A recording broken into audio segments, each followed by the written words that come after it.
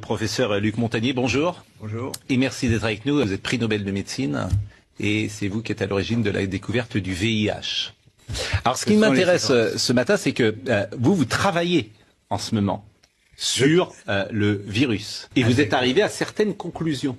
Alors, nous sommes arrivés à la conclusion qu'il y avait eu une manipulation au sujet de ce virus. Il y a un modèle qui est évidemment le virus classique. À ce modèle, on a par-dessus ajouté des séquences, notamment du VIH. Et c'est pas naturel, c'est ce que vous voulez dire? Non, ce n'est pas naturel.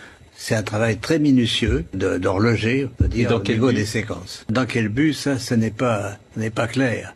Mon travail, c'est d'exposer les faits, c'est tout. Je n'accuse personne, je ne sais pas qui a fait ça et pourquoi. On a pris des petites séquences du virus et on les a installées dans la séquence plus grande du coronavirus. C'est-à-dire que dans ce virus, il y a une part de VIH?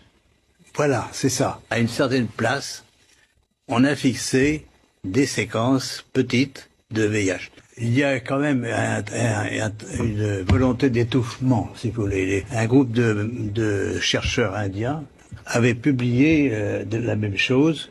On les aura forcés à rétracter. Moi, je suis hors d'âge. Je suis prix Nobel et je peux travailler librement. J'ai donc aucune pression sur moi qui peut agir. Seuls les gens qui ont fait ça pourront dire un jour la vérité, totalement. Il y a eu... Nicolas, on a appris hier la mort du professeur Luc Montagnier, prix Nobel de médecine, pour sa découverte du virus du sida. Il était devenu ensuite une personnalité scientifique très controversée. Oui, et même sa mort a fait l'objet d'une controverse. Luc Montagnier, c'était un mardi à l'hôpital américain de Neuilly. Sa disparition a été annoncée le lendemain par le site internet de France Soir, mais uniquement par ce site confidentiel et un peu complotiste.